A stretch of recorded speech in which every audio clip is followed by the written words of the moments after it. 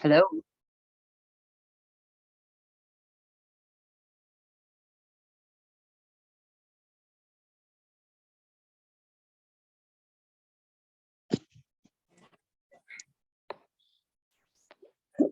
Hi. Nope, she's not there right now. Hello. Hello. Nope, there's Ann. There's Mary. There's Sarah. I think Bonnie is on and she can get on because my Zoom is not letting me on my computer. It's only letting me on my phone. Where are you? There's Ann. Where are you? Where's who? Where am I? Where am I at? You asking where Ann is? I'm at my house, buddy. But no, you're not buddy. That's Kai. I'm at my house, Kai. And I was there this afternoon when Grandpa was with you. That's where I went for my acupuncture. Yeah, you is gone. I was gone and I came back, didn't I? What is drinking? Yes. Okay. Okay, let's see who's all here. Who's all here? Okay, I see Mary, I see Sarah, I see Bonnie. Can you hear me? Yes, can you hear me? Hello. Yes, I can't get my camera to work, but Okay. Okay, I'm trying out a new microphone. So let's see if you guys can notice the difference between when I have it on and I'm gonna unplug it. And when I don't have it on, do you notice any difference? How about when I have it on and I'm like teaching over here? So if I'm talking over here or whatever, you can hear me, okay? I'm gonna try it with the microphone and see if it makes any difference. That's just a microphone. Okay. Does it make any difference if I am using the microphone now? Well, it's still, it's good. Sometimes previously in previous classes, when you're farther away from the computer, it is hard to hear you. So I think the microphone will help when you're farther Okay. away. I agree with goal. that. That's the goal. So let's see if it works tonight. I just got this. Technology has come a long way even in the last year about these things. I had a real problem finding anything like this that wasn't really complicated, or you had to have an iPhone and I have an Android phone. Okay, so there we go. We'll try it, kids. We'll try it. Any questions for tonight before we get started, physically, mentally, spiritually, before we get started? I'm doing like connection and connection and then mental, physical, spiritual, like reset cleansing for spring here. Any questions? Any body aches, pains, anything we need to be paying attention to? No, when I can go outside, I don't ache. I hear ya. Today was pretty awesome. Even if it was a little overcast, it was still and windy. So I'm going to start off class, and I'll be doing this for a little. I do this quite frequently, but I want to start off you might want to start off with the essential oil in the springtime, or anytime really with your yoga class, just because sometimes you can get a lot more done by working with all of your systems. Your olfactory senses calms your limbic system. I had two different clients with severe anxiety right now. And so I'm going to go through kind of like all the different ways that, mental, physical, spiritual cleansing. We're going to talk a little bit about anger. I had a client who came up with okay, yeah. And but what was I going to say? So if you have anxiety or anger and all of that, you can work on it mentally, you can work on it, with a list, but you can work on yourself on all different types of levels. And a lot of times, with yoga, they talk a lot about just meditate or just breathe, work on your breath instead, because your mind's already too racy and you need that thing to calm down. So one way to hack your body or calm your brain and nervous system is to use essential oils, because they go right to your limbic system, and your limbic system controls your emotional system. So you can calm your nervous system really quickly with essential oils. And you can think about your animals. Cats don't generally love them, but as long as they can get out of the room, they are usually fine.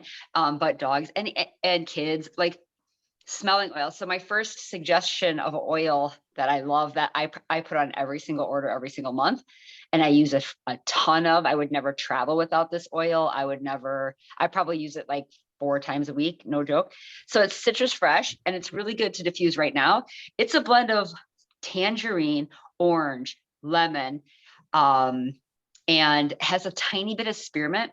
So it has a little bit of like uplifting in it, but this one is tremendous for digestion. Say you eat something wrong, and all of these are digestive enzymes as well. So if you put a couple drops and put it right over your stomach, if you don't eat something that's not working out really well, like a lot of times, like here's TMI, like on a plane, last time I was on a plane, I got bloated really quickly from the air pressure, and I put some of that on with some peppermint, and right away it was gone. Like I felt so much better.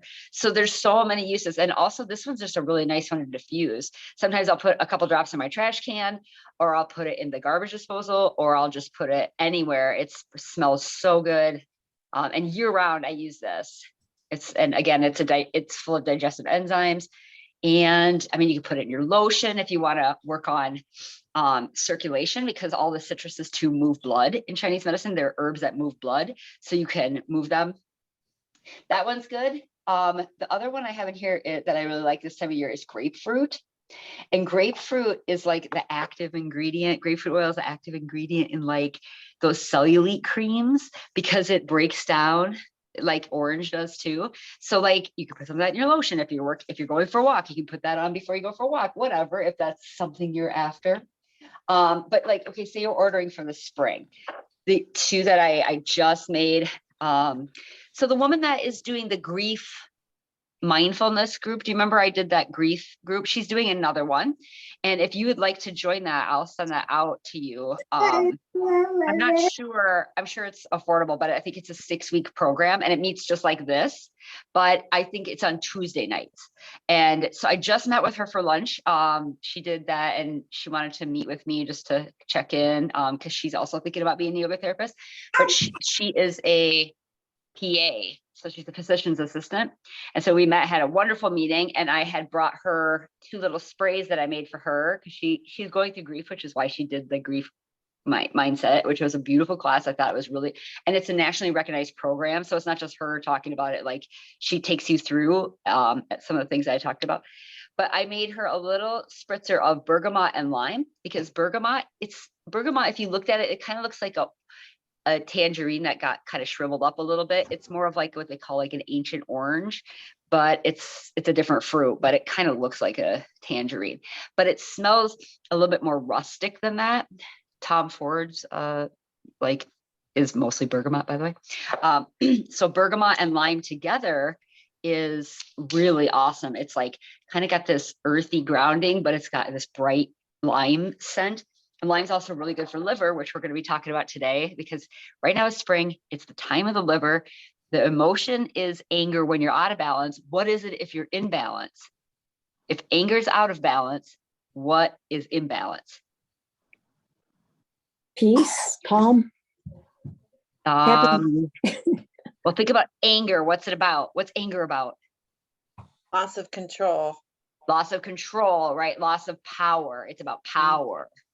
Right? It's about power, because control is a little bit more anxiety. That's like, oh, everything's out of my control. But power is like anger, because you're just like, oh, because there's a bunch of energy. Where is it going? Is it going to the thing that you don't want it to go to, the thing you're angry at? Or are you going to take back that power and move yourself and do something for yourself with that anger? Remember the figure 8 up when you're going down the hill, like, take that anger and do something for you instead of be mad at that person, right? So here we are. Bergamot and lime are, bergamot is a calm, healing trauma, and lime is a flushing out and clearing energy. But lime also, if you have liver issues or you want to do a liver cleanse, you can do a couple of drops of lime and put it over your liver for a few days in a row, because it is also has the enzymes to stimulate and clear the liver. Making sense here? Yep. This one's like seriously $10. Lime is. I always have a ton of lime. It's a fantastic, great to diffuse again. Grapefruit, again, we talked about. And how do you choose the oils? Who can tell someone how to choose the oils? How do you know if you should use it or not? You smell it? You smell it. If it smells good to you. Right. If it doesn't smell good, don't use it. Lemon is another one. Any of the citruses, I like all of them single as well. They're really powerful. Lemon is a really strong lung tonic. Right now, I would be using, if we have any kind of cold, drippy nose, anything, it's good to put a drop in the glands. You can mix it with lotion, you can diffuse it. And it's also like Raven Sara, I talk about that all the time for colds and flu, but this one's really drying. So say you have a dry cough, you don't want to like dry out your throat or something. This one is a lot more moistening of the lung, and it's a tonifier of the lung. This one cleans the lung, and this one tonifies the lung. So think about switching it up to go to lemon right now this time of year if you're already kind of got a dry cough. Another one that I like is sage. This is the first bottle I bought of sage. It's still here. That's how strong and little you need to use this one. So buy one, you'll have it forever. I still have a quarter of the bottle left, and I think it's 10 years old. Still fresh as a day I bought it. Remember, the oils don't go bad, but this one's so strong and herbaceous that like I'll put one tiny drop, and then I like to mix this one actually with geranium for spring. But say you're like trying to clear energy in your house, you can make like a little spray and just do a spray. You could put some salt in it. That's a nice cleansing, you know, get a little witchy with it, you know, whatever. But it's a really good cleanser. Like when we moved in this house, we saged the whole house and said prayers and cleaned the whole thing and all of that. And I do it every spring. So another thing I'll say before we get started with class is a really nice thing to do this spring when it warms up a little is open up all of your windows. And then you can look it up. It's Termayana. And if I had my computer, I'd put it in the chat, but it's TERMAYANA. It's on YouTube. And that's a gong bath. And I've actually attended that recording of that gong bath. And my mom did too. It was a long time ago. But this is a guy named Richard Rudis, and it's a 3-hour gong. And he plays like sacred geometry on this gong. And it starts off slow and all of this really particular. And then it goes out and it cleans. And it's kind of like shout out the devil sound. But I mean, it's this like gong, and they call it a gong bath because sound energy can heal. So every like 4 times a year, season change, I open up the windows if I can and blast that and leave. Don't do it while you're home. Open it up, turn it on, and leave for 3 hours. And it's a really good cleansing of your space in your house. You could also do a gong bath with yourself, but I would recommend cleansing your house first and then doing it for yourself. I went to the gong bath. You can go to them. People do them. My mom came and she had never done anything like that. It was in Chicago, and she came. She didn't know if she should come. She had a huge abscess on her tooth. She's like, I should probably go to the dentist. And she's like, oh, I'm going to come because I already got the ticket. She came, she went to the gong bath, and the next day she's like, you're not, I am not sure I should even say this. And I was like, what? And she's like, my abscess is gone. I was like, come on. She's like, no, it's not. I don't have any problem. So I'm, you know, you can say what you want, but lots of people swear by it, and she wasn't joking, right? So anyway, these are some really cool energetic ways to cleanse. I'm going to talk about more of that through our practice, and I'm going to talk more of that through the movement piece too. Any questions before we move to that? I've got so much information. Yeah, at what age can I actually apply it to Kai? So you can do it, they say don't apply it under 4, but you could apply, but always let him smell it first. If you like this. Good. I do. And then I would, with little kids, I would always do no more than 1 drop, and I would mix it with like a little olive oil or coconut oil. You know, you can get that it comes in a like a, you know, balm or something. That's a nice one to mix it with. But I would put Can I a mix little it with Vaseline? I just wouldn't, because Vaseline has petroleum in it. And so you're adding a toxin to the essential oil. It's just not a good thing. So Vaseline is pretty toxic. I wouldn't use Vaseline. Sorry, everybody. But it is. It's a byproduct of gasoline, my friends. Yeah, I know. So I would switch to something, you know, like coconut oil, and there's so much, you can get that at anywhere, right? Or even olive oil. Even olive oil is fine. Just mix it with something. And any lotions you get at, any lotions aside from maybe Burt's Bees at Walgreens are mostly toxic. Sorry, but there are so many preservatives in them that are really bad. Because imagine that 60% of what you put on your skin goes directly into your bloodstream. So they say, what if you wouldn't eat it, don't put it on your skin. So that's something to really, really consider because your body has to filter out those toxins some way. And where do toxins go when you need to, when they go into your body? What do they have to pass through to Your get out of liver your body? and liver and gallbladder? Liver, yep, kidney. So I Kidney. mean, that's putting pressure on your body. And why? For what? So it's really good to start to train yourself. Here's another spring cleaning tip, is it's really good to train yourself to start to replace your products with things that don't contain any kind of hormone disruptors or toxins in them, because your body has to get rid of that, and that puts pressure on, and that can mess up your hormones. It can mess up your digestion. It can make you feel sluggish, fatigued, because your immune system's working overtime trying to get rid of it. There's all kinds of side effects that you might not realize. It could be some of your like air fresheners, even if they, like, oh my gosh, every time I say commercial, they spray Febreze and somebody goes, I'm like, oh my God, no. I'm like, stop right now. Yeah. Or they came up with, this is a good one. They came up with that bug spray that you put the little clip on and now it just blows it into the air so you can breathe it in. Oh, so you don't put it on your skin, but you just breathe it in all day. I was like, oh no. I mean, they're on the right track, but no.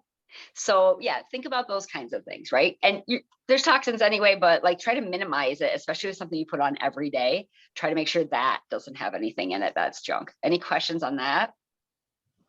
I'm just trying to figure out, so I can't put the oils on him, you said till age 4, right? Yeah, Is that they what say don't, but you can diffuse them so he could smell it from the bottle. Yeah, You could I smell do it that. directly from the bottle. I Yep. do that You could with him. put some on like a little cotton ball, put it in his pocket. If it doesn't have a color on it, you could just put it on his clothes. You can put it on hair. You can put it, when John was a baby, I'd put it on his bib. You put it on whatever. But diffusing is the best way to do until age 4, they say. Yeah. Okay. Okay. And peppermint Right. is really good for tummy too, but that can be really tingly. Like my son was like, it's stinging me. So, be really careful and minimalistic with it. Okay. Okay. All right. I'll have to talk to you later about the oil business for his skin because he is so dry. Oh yeah. Okay. Well, and for him, it's shea butter is a really good alternative. And for like ashy skin and things like that, shea butter and it's like hard. That'd be a good thing to mix it with. I would just make sure to get some that isn't filled with like a lot of parabens and things like that. You just want to get 100% pure organic shea butter. And I think you could order that pretty easily off of Amazon. Because a lot of that stuff, if it's not organic, can be filled with a lot of, that those plants can be sprayed quite a bit. So you wouldn't think of it as being a toxic thing, but it can be pretty toxic. So that's what I would do is just, get a little balm of that and start working with shea butter. That's a good. I used to get that lotion from Ann Webb, and then she just dropped off the face of the planet. I don't know what happened to her. They don't make it anymore. So I'm still looking for a good lotion. And in the meantime, I'm just using oil. So I got like vitamin E oil, and I got just a basic, just jojoba. So jojoba looks like Jojoba. It looks like jojoba. And jojoba oil is the same as your skin. That's as close to the oils of your skin as you can get. So if you're looking for something for face or something, it's really, really mild. Like if you try to put olive oil on your face, that would just break out from that. It's too thick. But jojoba is a thinner oil, and it's used in most like natural creams and things like that. So I would use something like that. So right now I've been using vitamin E oil, jojoba oil, and I've just been doing that for lotion right now. And in summer, I don't usually require too much, but the facial stuff that I use is like a skincare line called Evanescence. That's all natural and non-toxic and organic. And I can tell you more about that. The woman I trade with for massage, she does facials and she uses all that whole line. And I find that it's really helpful and really good. Any other questions on that before we get going? Okay, then. Well, let's do our practice today. And I'm going to give lots and lots and lots of variations today because I'm going to be doing some more aggressive stuff. But I want you to really promise me and promise yourself that you're not going to do things that are good for you. So if it is good for you, great. If it's questionable, go really slow, or I don't know. I don't usually have my phone, so I'm trying to find a place for this. Usually use my computer. Hopefully you can see me. and hear me with my new microphone? Okay, so I'm gonna do several different variations for everything. So the first thing I'm gonna do, any questions? Can you see me okay? Or are you seeing like everybody? Okay, good. Okay, so let's start with the grounding. I'm gonna start standing just because, you know, like springtime classes are good standing starting. It's more like winter when it's hard to get up and hard to get going, then we start from the floor and come up. But since you've been probably up and moving around today, let's do standing and just find some swivel in your hips. Find your breath, bring it into your body and let it out. So we're just thinking about this cleansing. And so we're gonna think about kind of like flossing the body. I had a client say to me, oh, I just can't go 2 days without stretching or I'm in trouble. I'm like, oh, that's everyone. Sorry, but that's the truth. Like you shouldn't go 2 days without doing some movement because yeah, anybody's body would stiffen up. So yeah, so don't feel bad about that. That's just like, don't go 2 days without flossing or don't go 2 days without brushing teeth. It gets kind of grody in there. So don't worry about that, but that's a good thing. So you're swiveling around. I want you to think about flossing hips, and instead of just thinking about the yoga postures or cleansing or anything, I want you to think about starting to get lubrication, movement, and breath to every part of your body, because that's really what we're talking about is moving everything. So you started there, and then get into your feet a little bit and do some like rolling out of the feet. Look at your feet, inhale and exhale. Determine if you need a pedicure. Maybe you can do it yourself. We're just checking in, people. We're just checking in. And that's no problem. And then I want you to do a little bit, put weight in one leg, and on the leg that you don't have weight in, I want you to come to the ball of the foot and make some circles with your heel. Do it very gently and very kind. So the weight is not on the swivelly ankle, it's on the static ankle. I want you just to move around that ankle a little bit and then switch weight into the standing foot. And then you're gonna do the same thing. You're just gonna make some circles with your heel. Just wake it up a little bit and then press down. And then I want you just to bend the knees a lot, get into your feet, feel your feet on the mat, press inner and outer ball down, and then pick up your toes, spread them super wide, look at them, and then start with your pinky toe, lower it, start with your second to the youngest toe, your middle toe, your second to the oldest toe, and then finally your big toe. Now, if they all go together and they don't want to separate, that's okay. That just means that you haven't been paying attention to them individually. Take a breath and let go. It takes practice. Pick them all up again. Root through the inner and outer heel and inner and outer ball. Soft knees. Activate your calves and thighs. And once again, start from the outer pinky. See if you can drop one at a time. Don't get discouraged if they all want to go at once. Just concentrate, breathe, and just play. See if you can get them to drop one at a time. When I first started, they all went up and they all went down. And now they one at a time go. Sometimes a little bit, two will go together. That's okay too. Don't worry about it. And then once your toes get down, feel the grip of your toe, feel the inner and outer ball, feel the inner and outer heel, get rooted, pull that energy up through the ground, through the calf, through the knees, through the thighs, pull in the belly. Take a breath in, bring your shoulders all the way up to your ear, lift the rib cage, keep the lift in your rib cage, and as you exhale, release the shoulders, let them melt down your back. Do that twice more. Turn the palms forward, back of your hands back. Soften shoulder, but keep a lift in your heart. One more time. Superhero open arms. And then exhale, pinkies towards your legs, thumbs out. Good. Take a long breath in. This time when you breathe, think about breathing all the way down to the base of your belly. And when you exhale, let it all the way out. Good. On your next inhale, fill all the way up. Fill your side ribs, your back, all around your heart with breath. And then as you exhale, release it out. Take 4 more breaths like that, really focusing on filling up your lungs with breath, the front, the back of your lungs, the whole body with breath. Keep the shoulders low. And then as you exhale, focus on releasing the whole breath. Good. Inhale through the nostrils. And these last 2, exhale through the mouth. Why? Because we're going to do like a little bit more detoxification practice today. So inhale, fill up behind your heart, your back, like you've got wings in your ribs, and then let it all out. Good. One more. This time, fold at the hip, Bend your knees and release your hands all the way to the floor. Shake the head yes or no.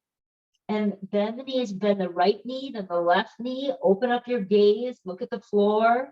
Keep the breath flowing. Let the blood flush around. Wash your hands over to the right. Look underneath your arm.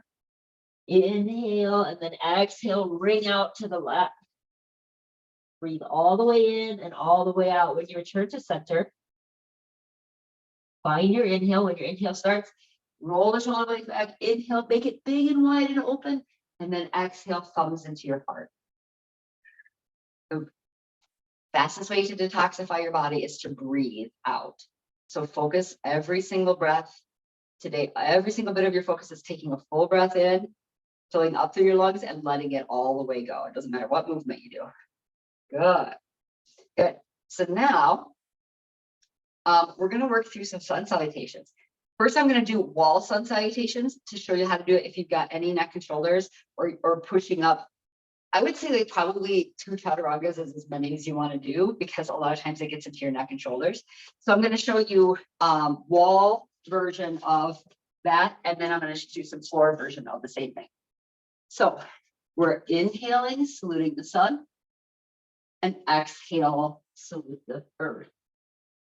Shoulders back, inhale, halfway lift, exhale, fold forward. Now, if you're really confident in going into plank, you can do that, chaturanga, come back into downward facing dog. Otherwise, inhale up halfway, come all the way to center. The wall version looks like this. I'm just going to bring you over here. So instead of doing chaturanga on the floor, sorry, camera person is, can you see me here? That's going to be too much. I'm going to put it like, oh, I just don't know what to tell you. Oh, I don't know how this is going to work. I'm going to do it one-handed. So you can come to the wall. I remember just like if you were doing downward facing dog, you would be pressing back into downward facing dog. Remember how we do it like this? Both arms up against the wall and then you reach back, and you could do 1 foot forward, 1 foot back as well. That's a really good not shoulder weight bearing variation. Okay, there we go. So this is going into that, and then cobra against the wall, and then you're exhaling back and cobra against the wall. Chin is in, shoulders are down, heart is lifted, right? And then you can do both legs. So just keep following your breath. Inhale, exhale, coming up to cobra, and then you can do it again. Inhale, exhale, forward fold, inhale up half, exhale, forward fold, then the knees, and then you're coming into cobra and to warrior or to downward facing dog. So that's variation 1 if you want to do that. Your other variation, if you want to do more traditional, let's see if it'll go like this. My camera, sorry about that. Okay. So if you wanted to do more traditional sun salutation, this is the exact same posture. This one though is a lot of weight on your neck and shoulders. So you're inhaling up, chin is in, exhaling down, inhaling up half, exhale, forward fold, walking hands forward back into plank. You can do plank against the wall. If you want to do plank against the wall, you're doing more like push-ups against the wall, shoulders back like that. It can still be really powerful posture. Otherwise, you're doing plank on the floor, shoulders are way back, and you're lowering down chaturanga, tops of feet in the floor. And you can either do cobra against the wall or on the floor, shoulders roll back, chin is in, exhale, lowering down, curling toes under for downward facing dog, breathing in and breathing out. Remember that the most important part is breathing in and breathing out. A nice variation if you're doing cobra or sun salutation on the floor is to come into squat in between. So take about 4 more of those. If you're doing it against the wall, inhaling, exhaling, you're doing 1 leg forward, 1 leg back. Remember, you're always coming up into cobra and then stepping back into your downward facing dog against the wall. If you want to do chaturanga against the wall, your chaturanga against the wall, if you're working on like upper arm strength, which we need, is that your feet are hip width apart, your hands are here to the length of your arm, and then you're keeping your shoulders back, heart lifted, and you're inhaling and exhaling. And inhaling and exhaling, you're not using your shoulders, you're using your triceps. This is a good one that isn't too much weight on neck. Inhale and exhale. Good. Woohoo, good stuff. 2 more like that.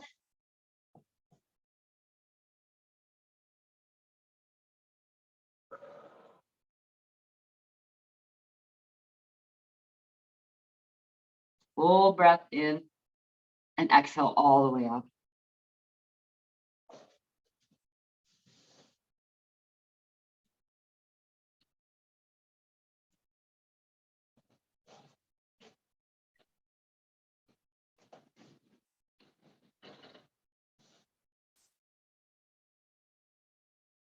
Good. Inhale.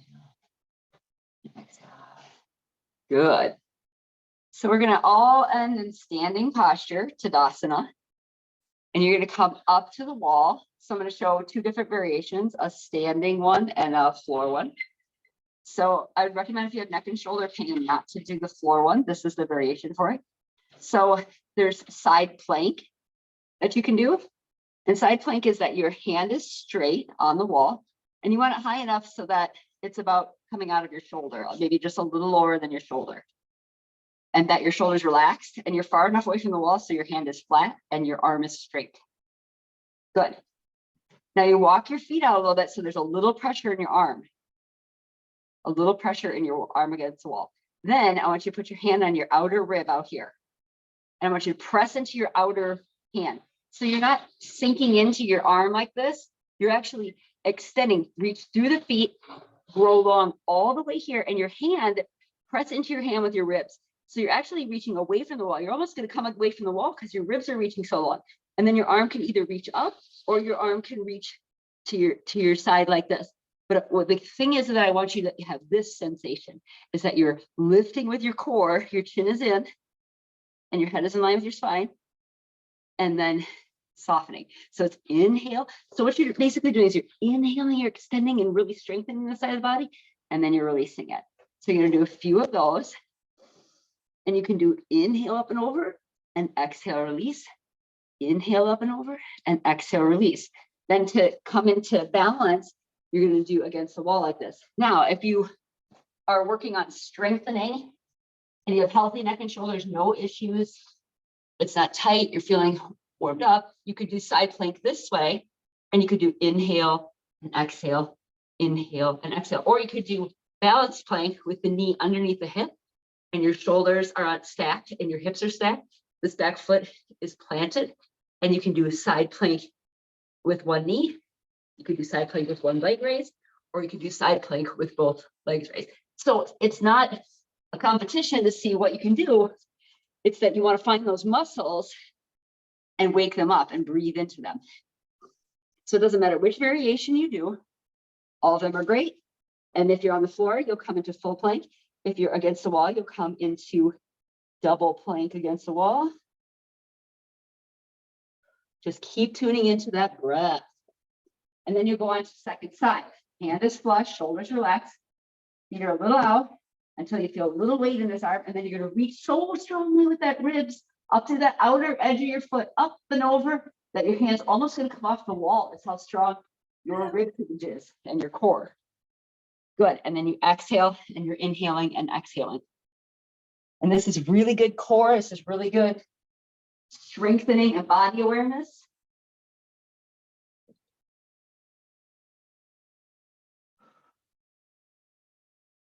About 3 of those, 3 or 4, maybe 5. Just think of it more in terms of how many breaths. And whenever you feel you've done that equal amount on each side, you can come back to that downward facing dog against the wall or on the floor, whatever suits you. Keep returning your breath in and out. So good, so good. You're gonna walk up to the wall for your cobra, shoulders roll back, heart lift. You're on the floor, you're doing cobra, And then you reach back into downward facing dog and step hands to feet, feet to hand. Otherwise, you're coming away from the wall. So you can see we're already getting all of the party started quite a bit here. Lots is going on. Gonna jump into warrior because we want to wake up the hips now that we've got all that arm movement, leg movement. So we got warrior one. Sarah, I was telling the physician's assistant how I fell off the class one day. She's asking me about the yoga class. I was like, oh, they all could teach a class. One day I fell off, I came back on and Sarah was teaching warrior one. And I was so proud of her. She's like, that's awesome. So remember how Sarah taught us? It's 1 foot forward, 1 foot back. Make sure you're not in the 1 foot more than the other. Make sure it's like you're spreading the mat between your legs. And then you are dropping your tailbone and hugging the belly in. Shoulders are relaxed. Your hands can be at your hips. Your hands can be up here. Your hands can be up here just as long as your shoulders are away from your ears. Inhale and exhale. And then get this button up throwing. So now I want you to bring your hands together and drop your elbows. And I want you to think about bringing your elbows back towards one another, but not from your shoulders. So drop your shoulders. It's your elbows trying to touch, not your shoulders. And then exhale together. Inhale, elbows, try to touch your elbows back behind you, and then exhale. If you find that it's up here, drop it down. So it's just your elbows trying to touch. That's getting at that area in your mid back that's really hard to get at because we mostly use your traps. Drop it out of your traps and do that. Good. Last two, I want you to drop your hands forward like this, like you're holding a pie, you're delivering a pie. So but I want your hands like this and drop it out of your shoulders. I want you to imagine that there's big weight right here, and you have to not use your shoulders. You have to just use your forearms. And I want you to press that weight back like this. Inhale and exhale. Don't use your shoulders. Use your mid back and your outer arms. Good. Inhale and exhale. We're waking up those muscles in the back, strengthening your upper back. Last two. And then as you exhale, really hug your belly in and squeeze all the air out. Good. Every once in a while, take your exhale through your mouth. Turn to the side. You're opening up your hips and your legs straight this way now. Your legs look like they're going that way. Arms, palms up. Drop the shoulders. Inhale, keep your chin in. And exhale up and over. Just go slowly and slow. Make sure you're waiting for your exhale to be released. And inhale fully. Good. And when you're ready, you're turning inhale. Turning toes in, heels out, and you're forward folding. Let that breath come back to normal. Shake the head yes and no. Relax your hands to your low back. Let the body settle in. This is a great posture to spend a little more time in. You might massage your legs a little. You might bend right knee and left knee. Think about breathing all the way to your feet. And then as you exhale, let it all out. Good. One hand to the center of your mat, one hand, shoulder way back, hand way back. It's traditional triangle. Switch hands, wrist at the rib cage. So it's inhale center, exhale, ring out your exhale.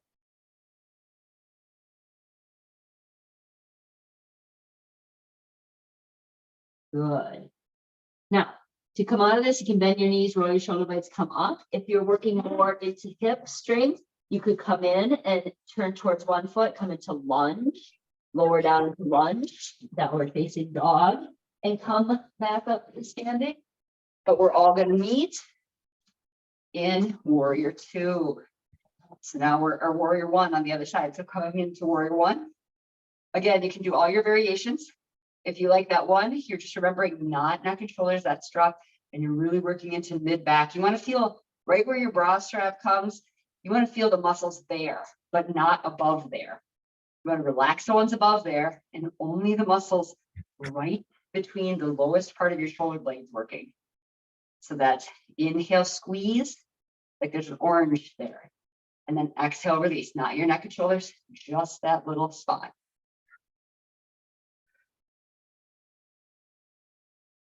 Wait for your inhale, wait for your exhale. When you exhale, squeeze the hands together, hug the belly in. When you inhale, squeeze the shoulder blades together.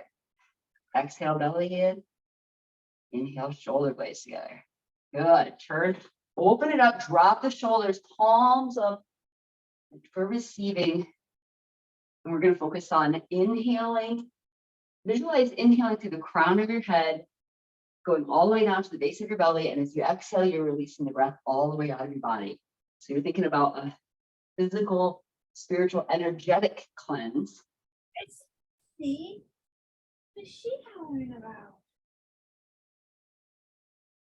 Good. And then toes in, heels out. Forwards, fold, people. Woo. Shake the head, breathe in, breathe out. Hopefully you can hear me a little bit better these days with this microphone. We'll see. You can walk hands to one leg, hug it. The other way, hug it. You might want to do more gentle kind of lunging, walking hands to support your weight. Good. You might want to lean back into the heels very gently. That can extend. You might want to walk the hands forward if it's this big, wide, downward facing dog. Just keep the breath flowing, whatever you do. So you are wringing out the body. And with the breath, we're wringing out the energy, right? Because another word for energy is prana. Remember, breath control or breath, managing your energy. You can manage your energy through your breath. It's called pranayama. The Chinese call it qi. And we're going to come back to center. Do some big shoulder rolls, because that's where a lot of us carry our attention. Hands, feet are going to root in. Going to pull that energy up from calves, soft knees, engage thighs, engage abdomen, shoulders are relaxed. Good. On your next inhale, you're going to come up onto inner and outer ball. And then as you exhale, you're going to just take the whole exhale to slowly lower to inner and outer heel. Go slow. Connect your inner and outer ankle, your inner and outer knee, your inner and outer groin, your inner groin, outer hip. Use your whole leg to do it, not just your ankles. So as you inhale, use your calves, use your knees, use your thighs, even lift up to the crown of the head. And then exhale, slowly lower down. Because you're strengthening your ankles. You can add the arms here if you want. What we're doing is we're strengthening ankles because sandal season's coming. And remember what we learned, we're not going to use our neck and shoulders. We're going to use that. We're going to think about getting wider and open in the upper back. Less neck and shoulders, more squeezing together that lower shoulder blade. Good. Take a moment, bring it out. Soft knees, soft joints, even soft jaw. Good. And we're going to start, remember to drop both shoulders. You could put one hand on this high point here if you want to, or just keep it at your side. And you're going to not lift from the shoulder. You're going to only rotate the rotator cuff. You're going to look at that arm, and then you're going to sweep your chin in, rotate, hand to blow back, drop the elbow forward, head is in the opposite direction. So it looks like breathe in, slow down, and let the breath all the way out. Inhale, soft belly, soft jaw. Look at your arm. Exhale, sweep the hand to low back. Breathe out, hug the belly in. Beautiful work here. Do 5 to 10 breaths on each side. Here is just a perfect thing to do every day. Inhale and exhale. Because you're getting right into a lot of that tension area. Breathe in and out. Do all of your yoga by your breath. Not by how many times, but by your breath. If you're ready to switch sides, really remind yourself, drop the shoulder. It's just the rotator cuff. Inhale, look at the arm. Exhale, back of the head to low back. Drop the elbow forward, chin over shoulder. Chin is in the whole time. Wait for your breath. My breath is my guide.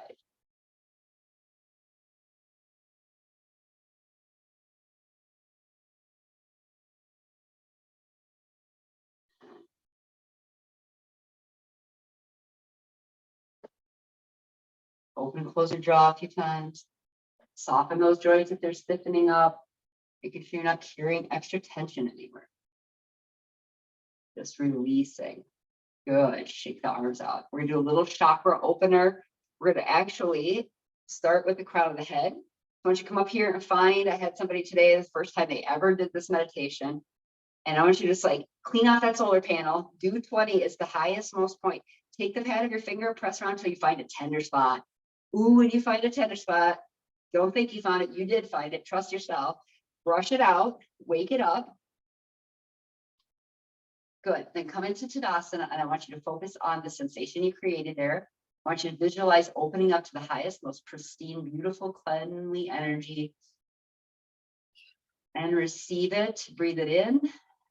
And exhale, breathe all the toxins out. Just visualize that. So as you breathe through the crown of the head, I want you to visualize breathing down through your, point between your eyebrows, through your throat, through your heart. And then exhale, breathe anything you don't need out. Inhale through the crown of the head, point between the eyebrows, throat, heart, abdomen, all the way down to low abdomen, to the base of your pelvis. And then breathe out. So think about flushing through the center of your body. Filling up with fresh, clean energy, washing down your arms and legs. And as you exhale, releasing any toxins in your path.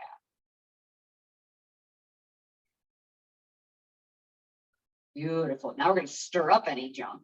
So we're going to start back with the hips. And I want you to think about your tailbone, the base of your pelvis, your perineum, all that base energy right at the end of the tailbone there. And I want you to think about stirring it up with this movement here.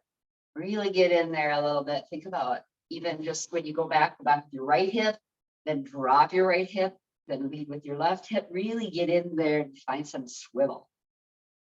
Inhale and exhale. You can switch directions a little bit. We're going to stir up that Kundalini energy from the base of your spine. It's you ever seen at doctors, they don't usually have it anymore. But when I was a kid, the doctor's uniforms had like, there's like a cross with a snake on it. And that is called a caducus.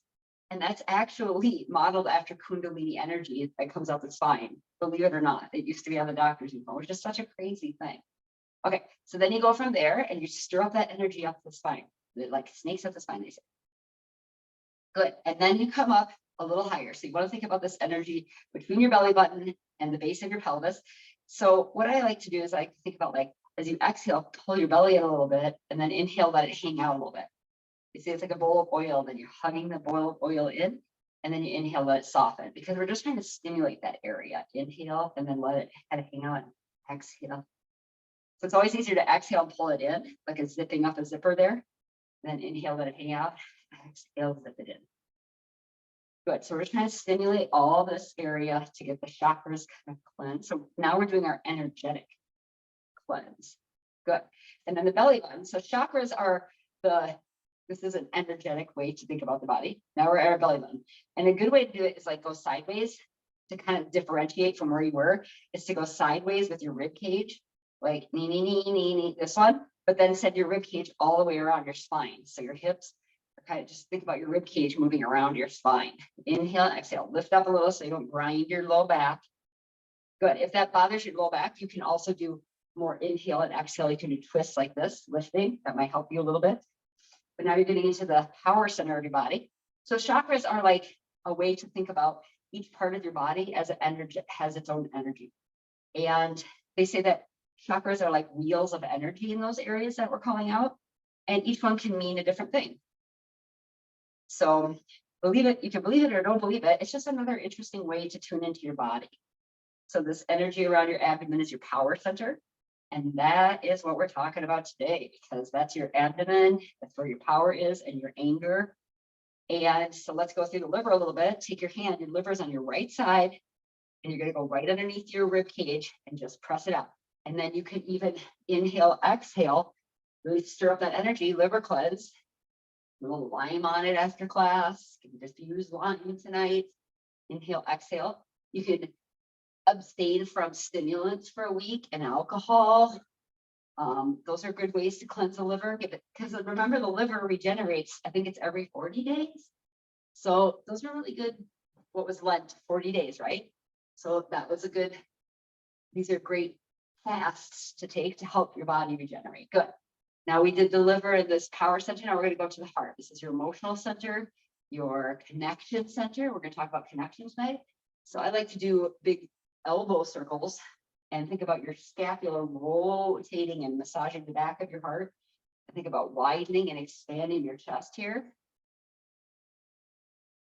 But connection is a big part of feeling alive. It's a big part of our serotonin and our raison d'etre, which is French for reason for living.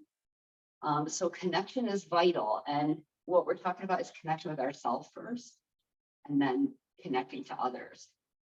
Good. So if you're getting a little like lightheaded or dizzy, that's normal because the energy's flowing. Take a break, sit down, relax, or just wait until it passes. Bring your chin in and lengthen the back of your neck, and like you're reaching up at the crown of the head to draw circles on the ceiling. So think about it more as like your chin is making a little circle. So it's not this head is up like this, because I don't want you to grind your vertebrae. I want you to make it more of a circle like this. And think about stimulating your thyroid. Your thyroid's right here. So as you exhale, I want you to bring your chin in, and then inhale, just lift it to normal. So you're not raising your chin above normal. You're more bringing it in and hugging it in here. Inhale, exhale. It's really good stimulation of thyroid, really good. Throat chakra is about speaking your truth.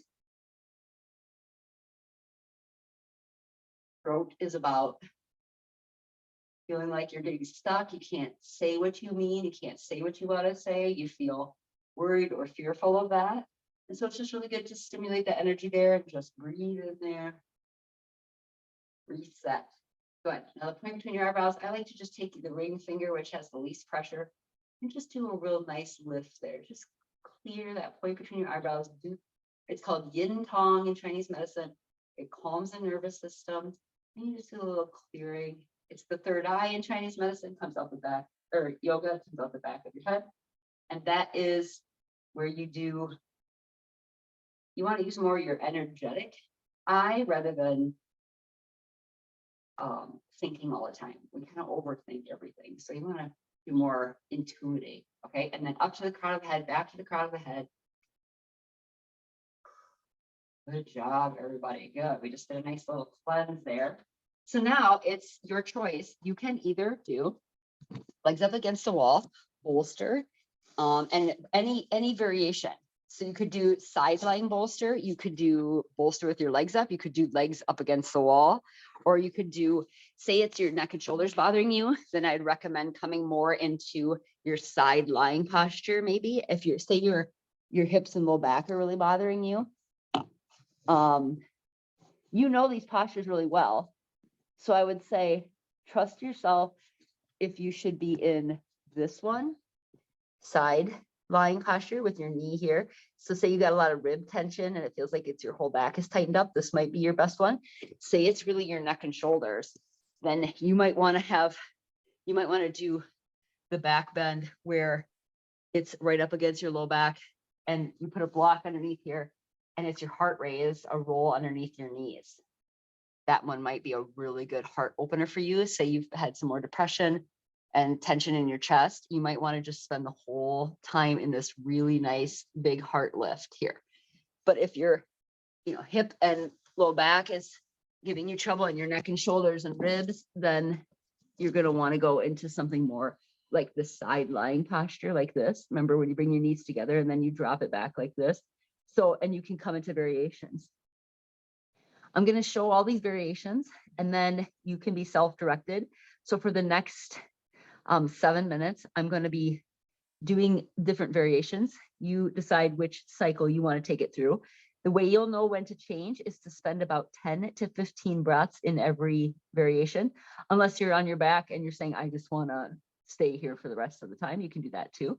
Otherwise, if you're like this on one side, 10 to 15 breaths, come onto your back, 5 breaths, 10 to 15 breaths on the other side.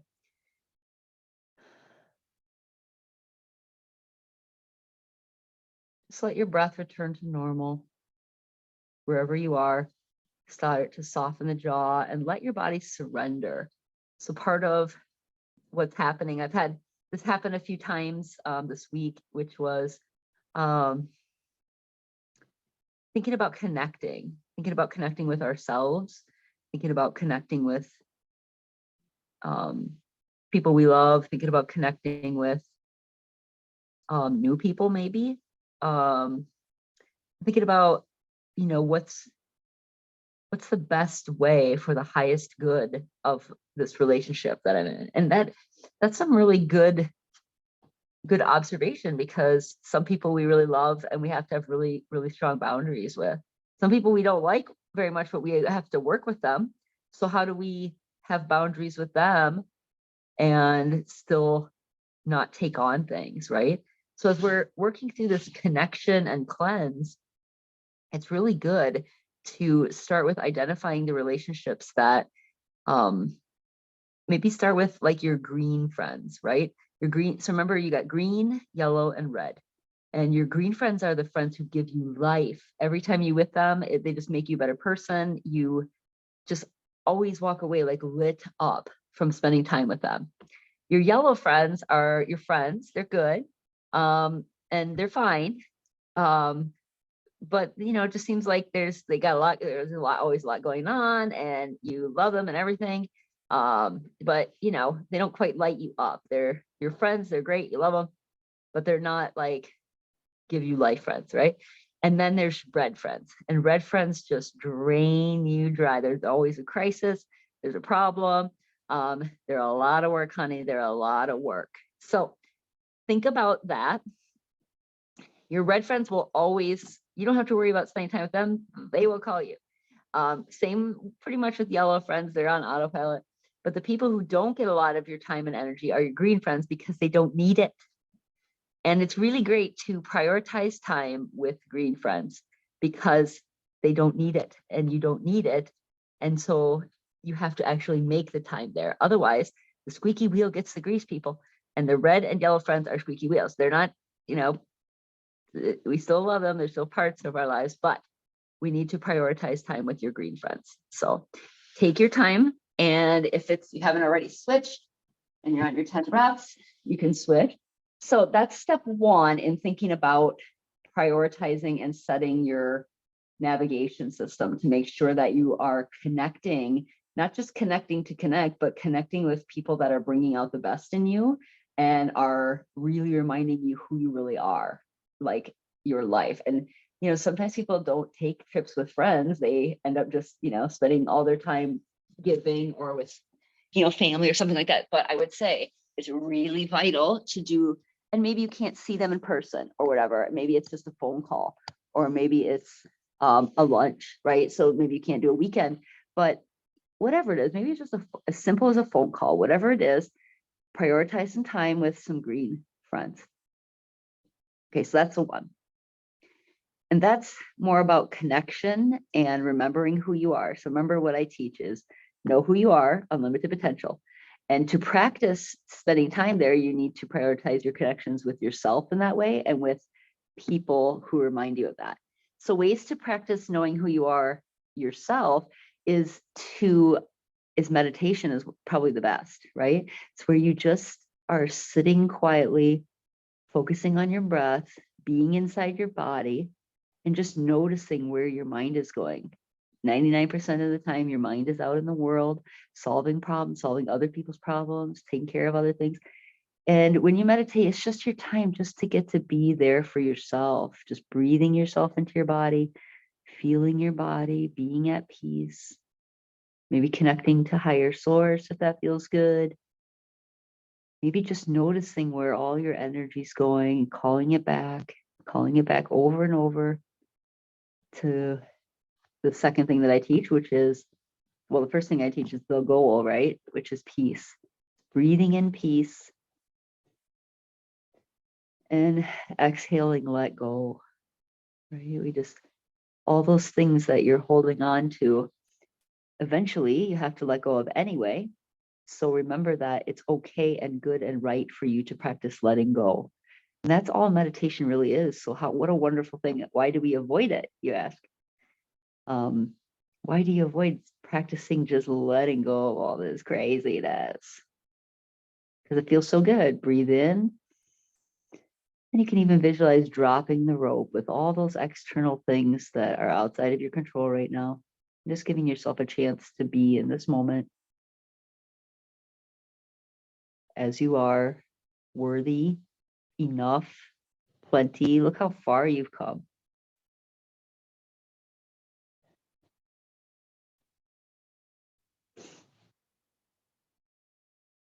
So you're connecting with yourself. And we talked about connecting with people who bring out the best in you.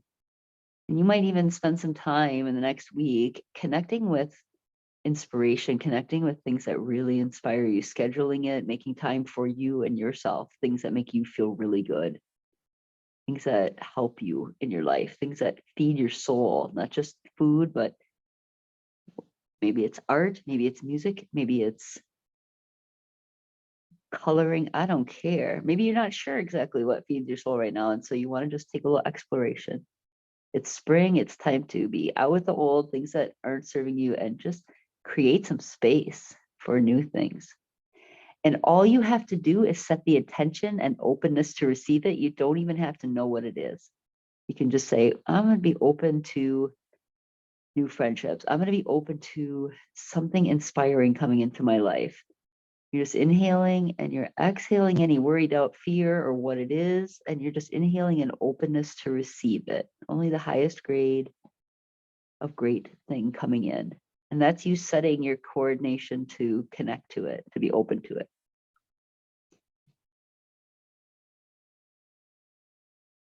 Beautiful. If you haven't already come into your final Shavasana, now's a good time to come into Shavasana, either lying on the floor or maybe you want to sit, whatever.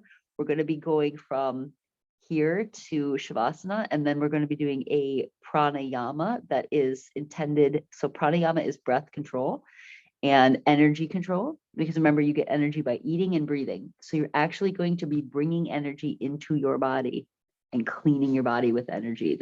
It's not just kind of a woo-woo thing. That's actually what you're doing, is when you breathe intentionally and move it across your body, you are actually detoxifying your body. It's pretty powerful stuff. So you're just getting into a comfortable position, either lying down on your back, comfortable, get any supports that you need. And pranayama is specific direction of the breath. If at any time it makes you anxious, just let your breath go on autopilot.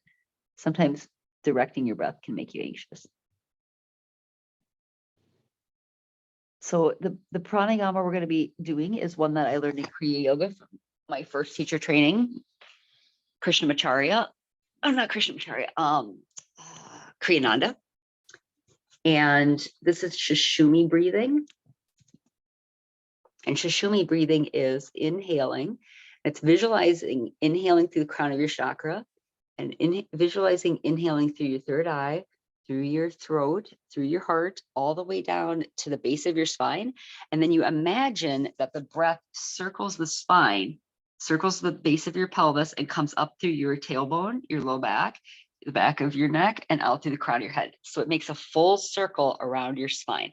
And yes, you're just visualizing it at first, but you've all been practicing long enough that you can almost feel it, right? Or no, I wouldn't even say almost. Some of you already feel it. Don't worry if you do or don't feel it.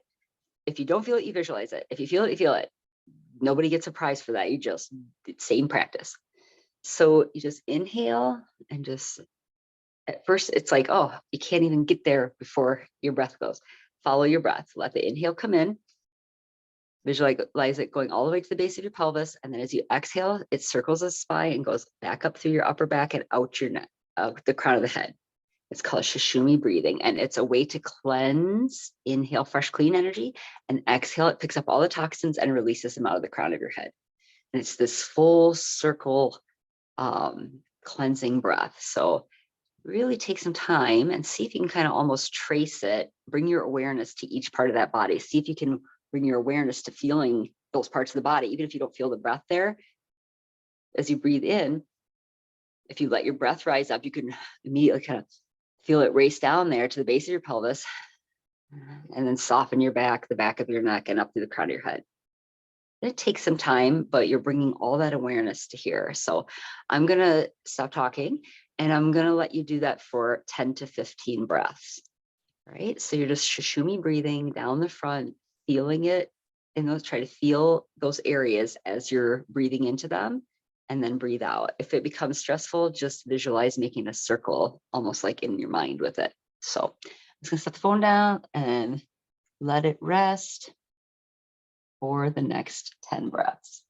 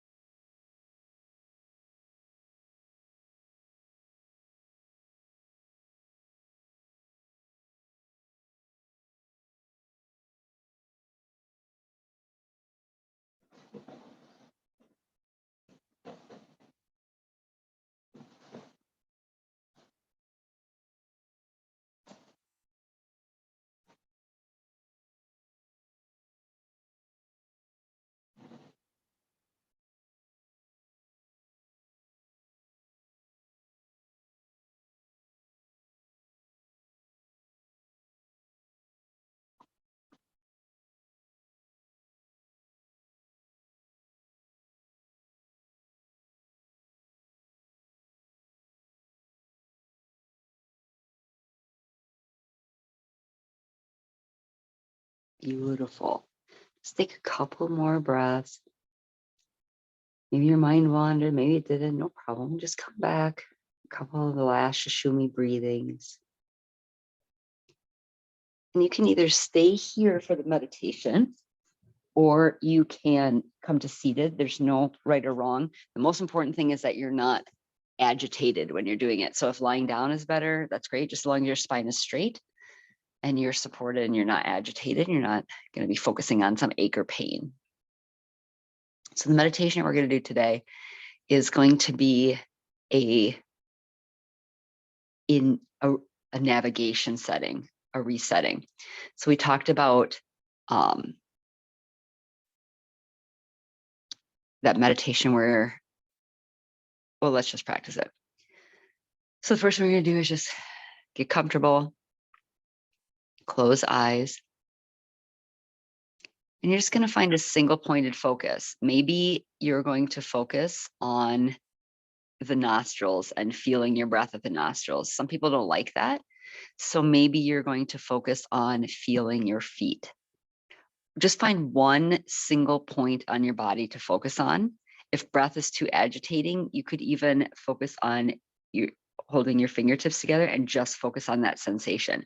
What I want you to do is just really find a place to focus and stay with that. So whether it's focusing on feeling the breath at your nostrils or just one body part, stay there and just tune into it for the next 5 breaths. And all you're doing, you're not analyzing what you're feeling, you're just tuning into the sheer sensation, the temperature, the movement, anything you notice about that tiny little area. Make it no bigger than the pads of your fingers, whatever area. So whether it's a toe, your nose, your fingers together. 5 breaths, only focusing on that, not judging it, not analyzing it, just feeling it.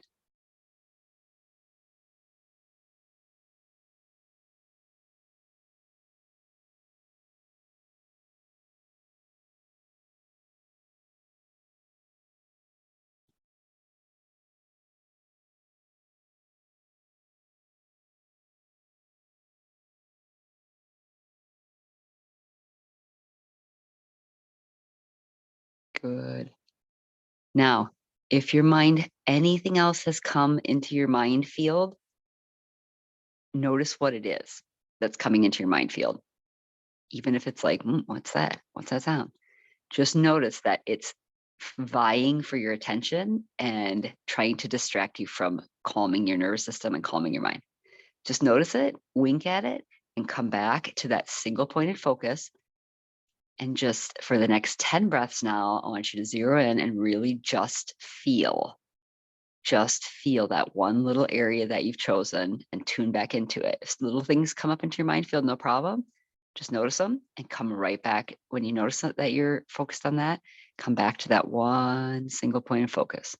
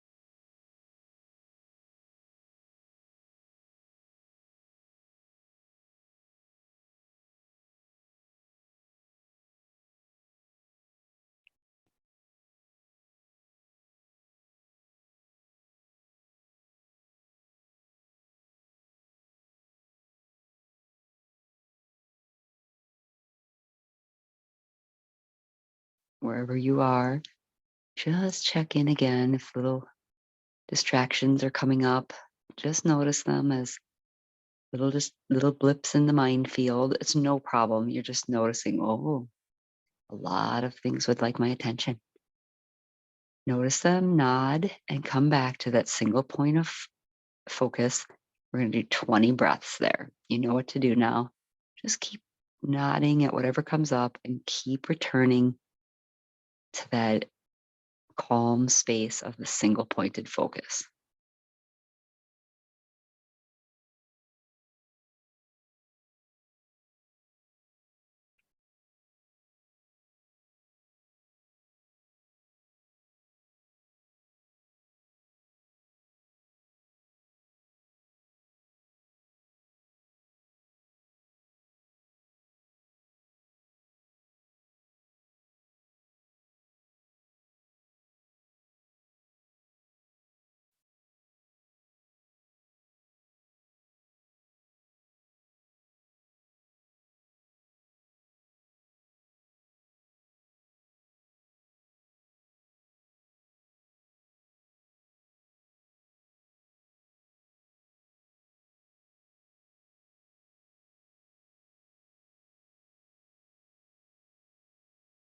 You're halfway there. Notice what's vying for your attention, what's the little ritties coming up to distract you. Nod, smile.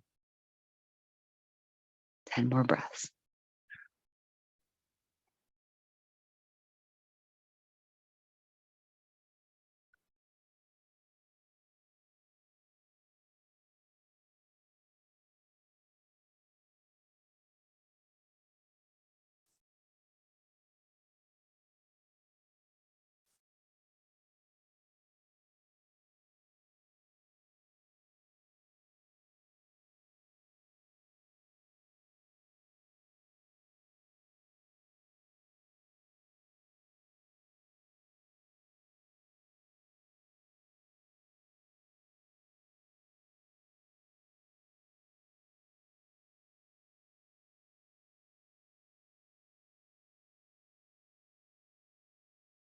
Beautiful. Let's take a long breath in, a cleansing breath, doesn't matter what came up. And then exhale. Great gratitude for yourself, for coming tonight, for whatever came up.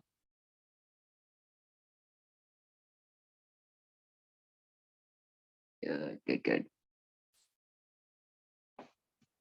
Just going to transition to my desk. You can move to wherever is comfortable or stay right where you're at. Just coming to the discussion part of class. I think you're all still there. Some of you are still there, hopefully. I can't really tell with the phone where everybody's at. Sorry. You might be on mute. You might have to unmute yourself if you want to talk. But I first would just ask, before anybody says anything, I would just ask you to invite you to notice how you feel overall.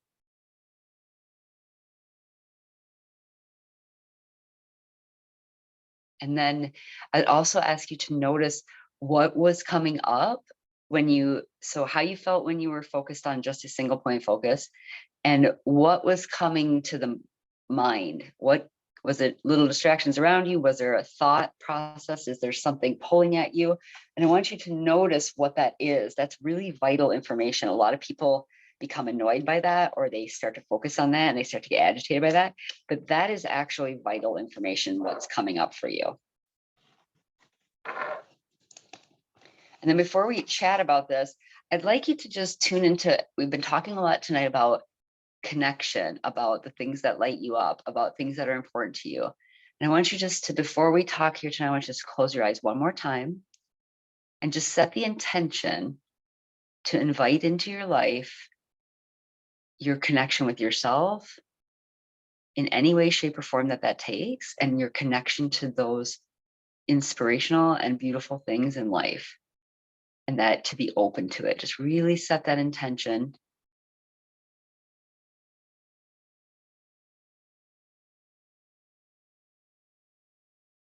For it to come to you easily, clearly, and that you'll be looking for it.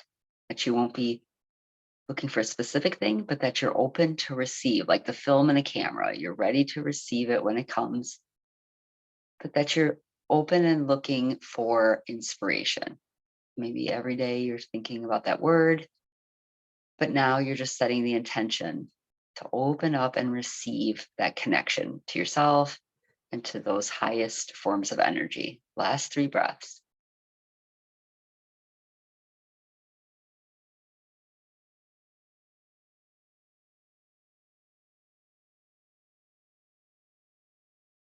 Good. When you're ready, we'll come back. For some reason, I can't see anyone, so sorry if I feel like I'm talking to the abyss. So, and I don't, on my phone, for some reason, I can't see anything. Okay, anyway, if you want to talk, share, ask questions, anything, you can do that now. I'll just open it up. Sorry, I can't see you, but I just, oh, maybe that'll do it. Oh, there we go, now I can see. It's weird when I can't see you. Questions, thoughts, or comments about this practice? Maybe you want to talk about what came up, what's vying for your attention on the mind field.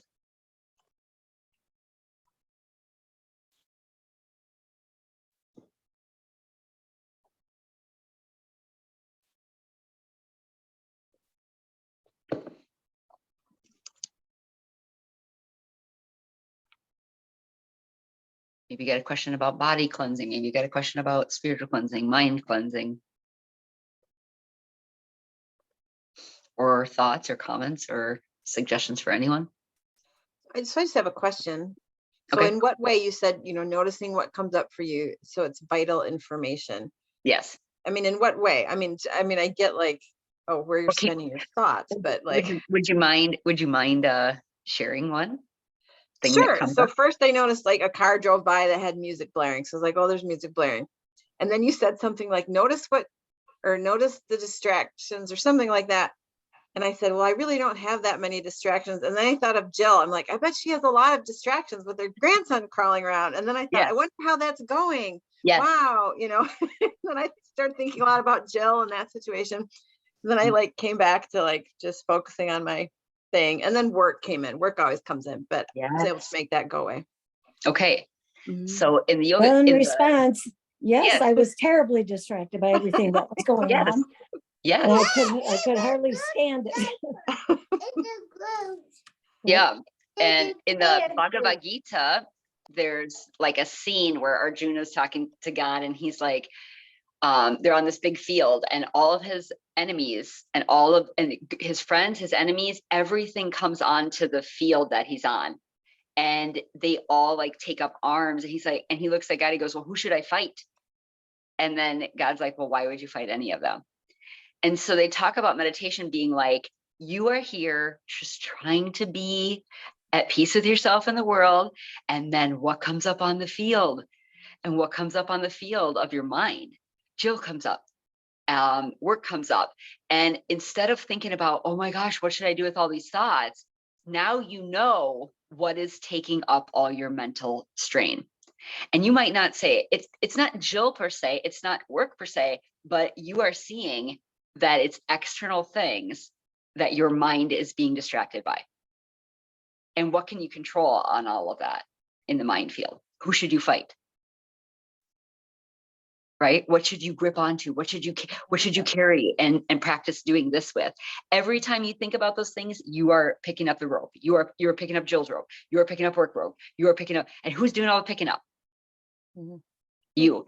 If you did not do this meditation, you would not know what is causing this to happen in your body.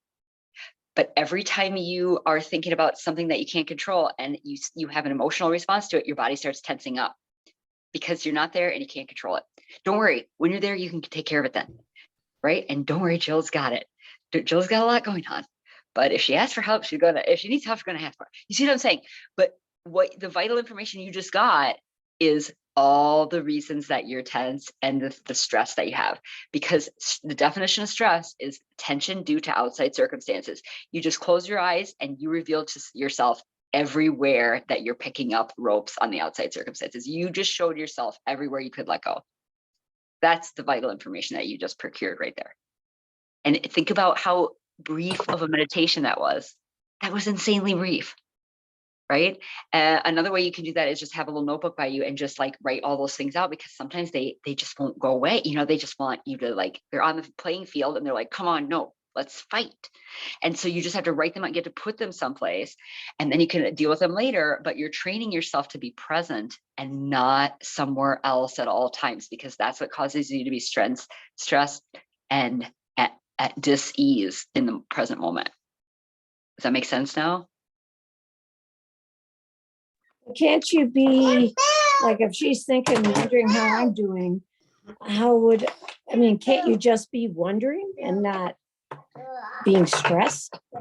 Right. Yeah, 'Cause I wasn't worried. I was just curious. Yeah, Yeah. you could be curious. You can be curious. You can be, and so that's one of the points of yoga too, is they call it contemplation. They call it contemplation. Like contemplation comes right before meditation. So when you're practicing meditation, which the definition of meditation is a single pointed focus. So you are only focusing here. And when your mind goes to something else, you're immediately not in here, you're somewhere else. So that means your energy, your power is starting to go someplace else. And so you want to come back to the present moment and practice having all your power here. right? And having all of your power settle in at home. And that's when you feel different. That's when you begin to feel differently. When your mind has a window open, even if it's contemplating about Jill, your energy starting to leave you and go to something else. It's starting, you got a window open, and your RAM is running on different systems here. So meditation is really focusing on really aligning on being just present to this moment, not in imagination, not in contemplation, although those are all valid forms of mind. When you are practicing meditation, you are practicing calming the mind. My boss, when he gave me a practice of the Yoga Sutras, he inscribed it, shut up your mind. Shut up your mind. So yes, there's nothing wrong with imagination. There's wrong with thoughts. There's nothing wrong with emotions. There's nothing wrong with any of that. What we're talking about is the difference between meditation, which is calming your nervous system, calming your minds. Remember the shaking up of the glitter, and then, oh, what's Jill doing? What's this happening? What is that? And all of that racing of the mind causes your nervous system to open up all those windows and spend energy externally on things you can't control. Meditation is calling all your energy back to your body on the one thing you can control, calming your mind so that you can see clearly. You can see yourself clearly, you can see the situations clearly, and you can see all of your distractions clearly. And the beginning of that is seeing clearly what distractions are calling your mind away. And whatever distractions, maybe it's Jill now or loud sounds now, but what you're learning about yourself is that I am distracted. I'm easily distracted by things, and that's okay. But that's what it is. Like there's lots of things vying for my attention, and I wasn't even really aware of it until I sat and really looked and saw how much things I'm being stimulated by, and that's okay. But now I know, okay, that's really stimulating in lots of ways. And the benefit of the meditation is that you are calming the nervous system, calming the mind, so that you are realizing what's a distraction and what is actually present, is you in this present moment. Remember, yoga is unifying your body, your mind, and your spirit in one place in this present moment.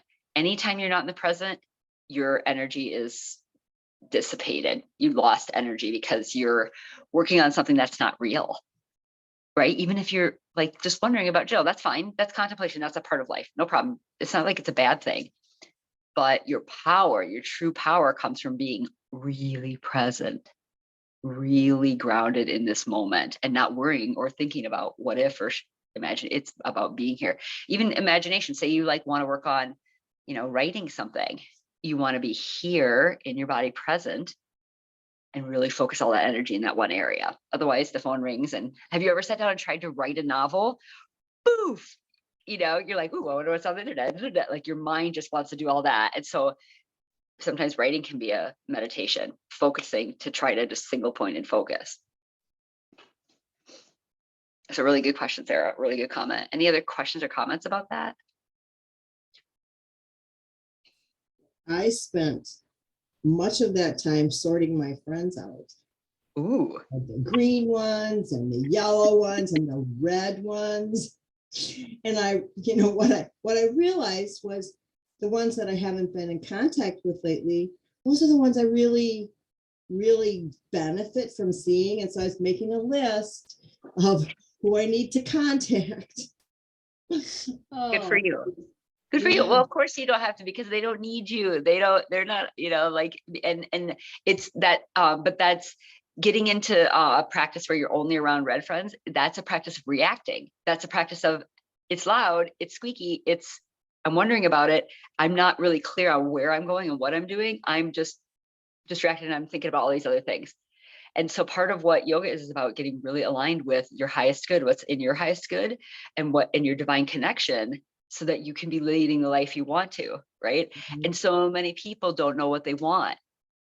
But they're frustrated because they're doing what they don't want, but they also don't know what they want. So they just keep doing what everybody else wants them to do because they don't really know what they want. Right. I see that all the time. And it happens to me all the time, right? And so I have to regularly do this type of meditation where I sit down and go, what's getting all my attention? Why don't I know? Oh, because I'm so distracted.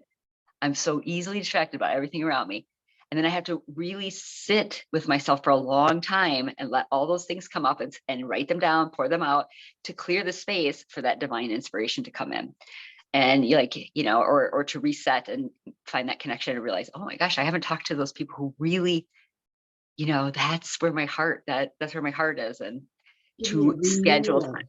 a life renewal, you know? That's right, girl. That's scheduling time for my highest good. And like, that's active living, not just putting fires out. You see what I'm Yeah. saying? Yes, girl, you got it. That's right. Yeah, So- that's what, yeah, go ahead. I just, a really quick story. Mhm. We were grandparent guests in the kindergarten this week. So Allie asked us if we could do relaxation with the kids. So we went in, there's 11 5 and 6-year-olds. We made glitter bottles, so calming jars. Amazing watching those kids and getting involved and watching it fall. We taught them to breathe with the hand, you know, in and out and in and out. And one kid, you know, was like this and one is like this. And then we had to talk about what made it good. And talked about emotions. And then we gave them each a Beanie Baby and they laid on the floor. Oh, And I found a nice, simple guided meditation for kids. love. And they were amazing, so quiet and just eyes shut. And she did talk, it was 5 minutes. She did talk about finding that place, that wonderful place that you like, the beach, the sun, that kind of thing. And those kids just were jelly when they got done. It's like, Yeah. oh, it was so cool.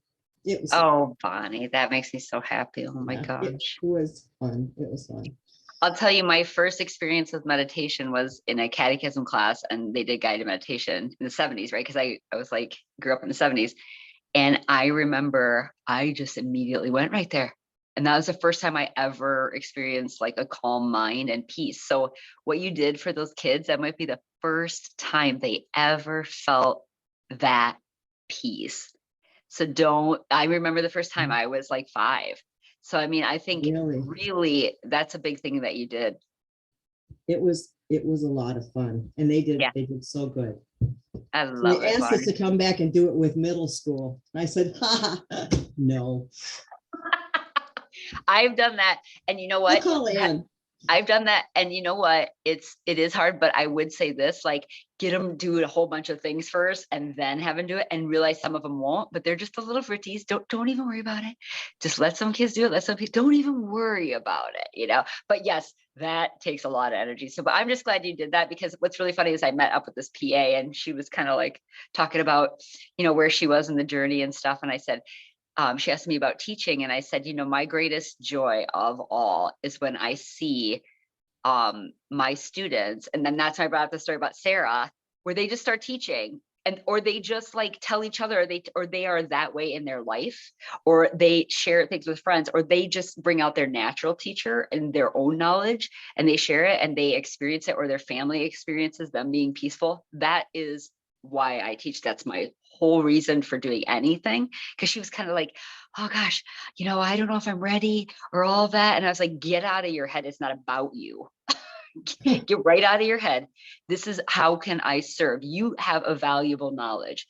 Everybody needs it. Kindergartners need it. Okay. So get out of your own way and just give it to people, like, because it's so beautiful and important. Get out of your way and help, and then be really excited when they can do it for themselves and the people around them. That's what this is about. That's entirely what this is about. It's not about you. I'm sorry, girl. Get over yourself.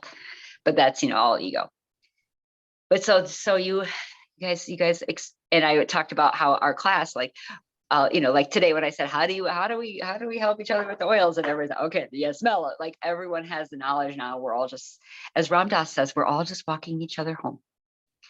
So I can stick around for some community, but I don't want to hold you at 6:33. We're 3 minutes over, but I just want to say that exactly this closing prayer is exactly what we just have been talking about, is that we're practicing this so that you can be aware and choose to be open to all the blessing. When you do this practice, when you see what the problems are that's taking all your energy away, and you can tune in so that you can be aware of all the blessings. Even those distractions are little blessings telling you where you're getting, you know, so you can be aware of all the blessings that are around you, and so that you can be a blessing onto others. Namaste.